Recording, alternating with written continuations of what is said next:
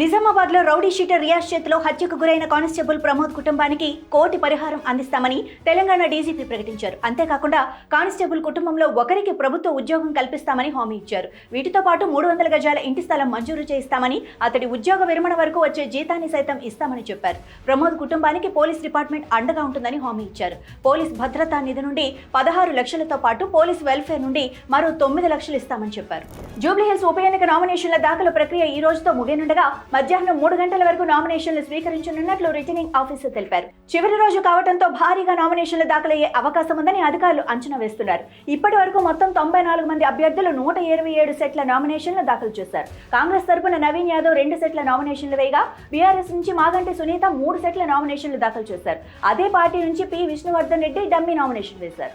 తెలంగాణ ముఖ్యమంత్రి రేవంత్ రెడ్డితో మంత్రి కొండా సురేఖ దంపతులు సమావేశమయ్యారు. ఈ భేటీలో ఉప ముఖ్యమంత్రి మల్లు భట్టి విక్రమార్క, టీపీసీసీ అధ్యక్షుడు మహేష్ కుమార్ గౌడ్ పాల్గొన్నారు. ఇటీవల మంత్రి కొండా సురేఖ వ్యవహారం చర్చనీయాంశంగా మారిన విషయం తెలిసిందే. మేడారం టెండర్ల విషయంలో మొదట ఆమె సహచర మంత్రి పొంగులేటి శ్రీనివాసరెడ్డిపై విమర్శలు గుప్పించారు. ఆ తర్వాత కొండా సురేఖ ఓఎస్టీ సుమంత్ను ప్రభుత్వం తొలగించింది. అనంతరం ఆయన కోసం పోలీసులు మంత్రి ఇంటికి వెళ్లగా, ఈ అంశంపై సురేఖ కుటుంబ సభ్యులు ప్రభుత్వ పెద్దలపై తీవ్ర విమర్శలు చేశారు.